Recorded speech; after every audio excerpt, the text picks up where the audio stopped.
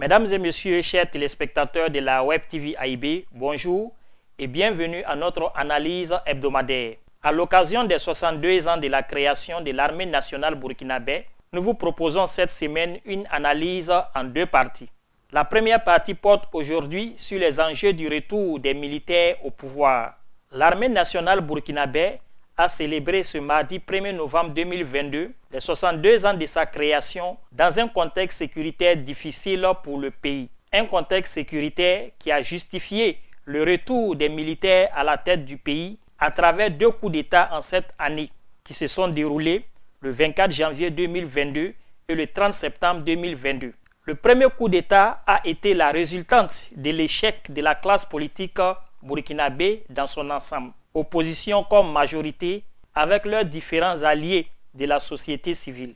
Le second coup d'État a révélé à la place publique la division au sein des forces armées nationales, avec d'un côté la haute hiérarchie et le commandement de l'armée, et de l'autre côté les jeunes officiers et les soldats des rangs. Les premiers, composés d'officiers supérieurs et d'officiers généraux, formés dans les grandes écoles de guerre à travers le monde, sont basés à Ouagadougou depuis 7 ans, loin des théâtres d'opération. Et c'est eux qui définissaient les stratégies de guerre et conseillaient l'autorité politique civile qui était en place. Les seconds, officiers subalternes, sous-officiers, soldats des rangs, à peine sortis des écoles de formation du Burkina Faso, sont depuis 7 ans sur les théâtres d'opération, face à l'adversaire dans le feu de l'action avec les moyens de combat limités.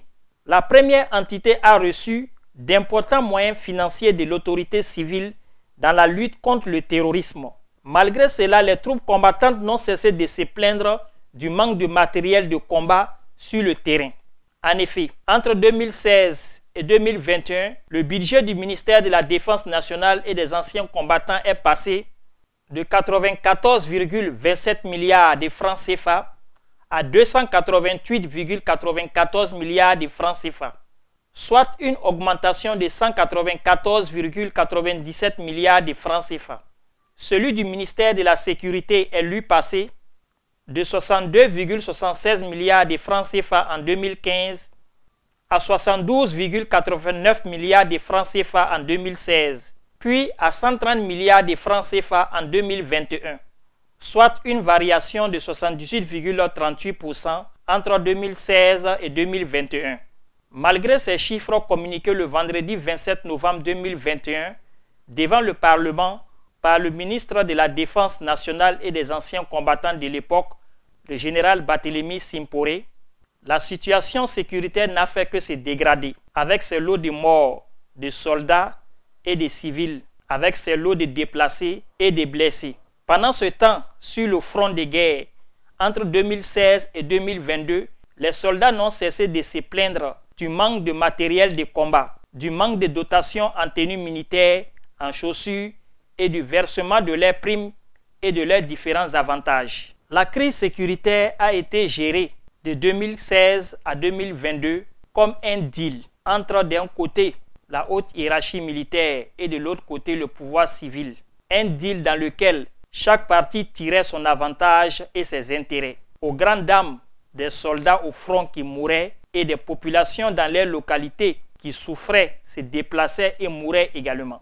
Mais les événements du 24 janvier 2022 et du 30 septembre 2022 sont venus rappeler aux deux entités qu'ils ont échoué dans les missions qui étaient les leurs dans une société normale. Quand dans une famille, le chef de famille abandonne ses responsabilités, ne soyez pas surpris que ces responsabilités soient assumées par l'aîné de la famille. Et si celui-ci emboîte le pas du chef de famille en brimant les droits du reste de la famille, ne soyez pas surpris que les responsabilités soient assumées par le benjamin de la famille. Si le commandement de l'armée a profité de l'insouciance et de l'irresponsabilité du pouvoir civil pour laisser pourrir la situation sécuritaire afin de favoriser le retour des militaires au pouvoir. Il a lui-même été rattrapé par son irresponsabilité vis-à-vis de la troupe. Le résultat, c'est que ce 1er novembre 2022, l'armée célèbre ses 62 ans avec à la tête du pays de jeunes officiers, acteurs directs de la situation sécuritaire qui ont combattu et qui combattent au front.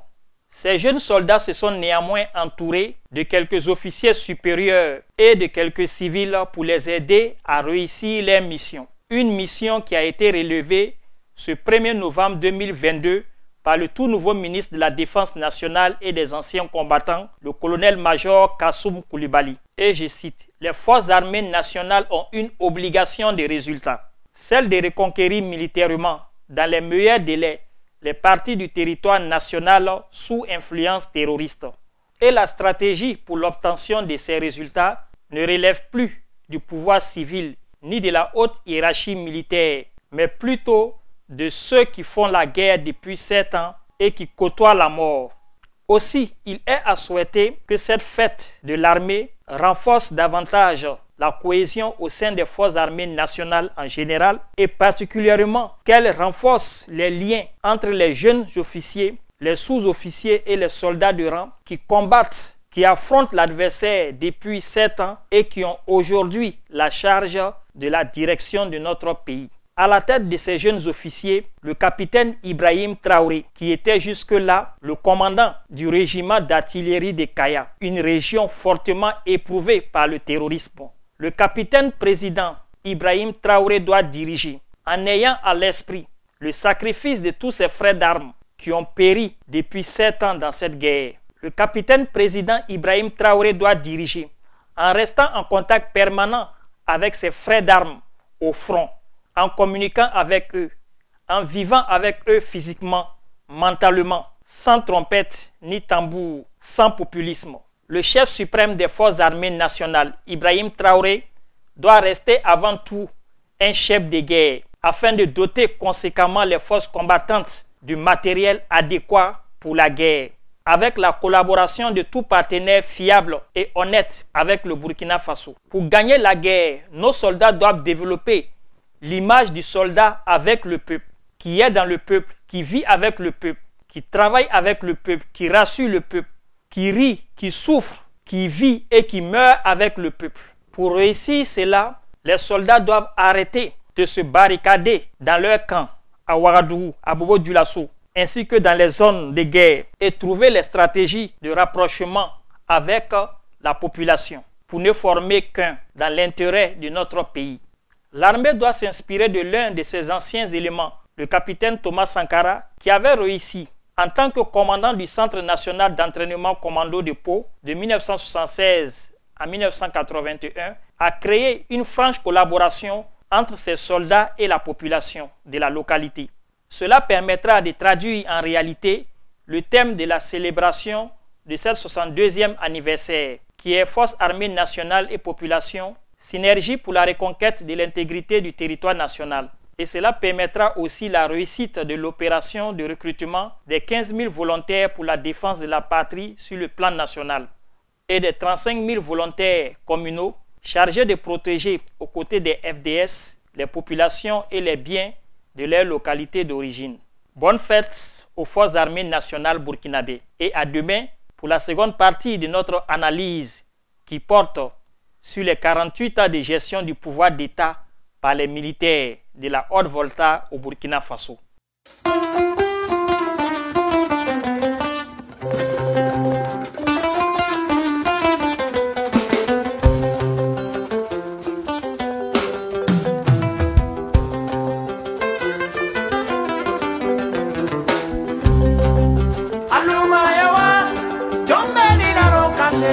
Ibana ke bokoro diela dielo di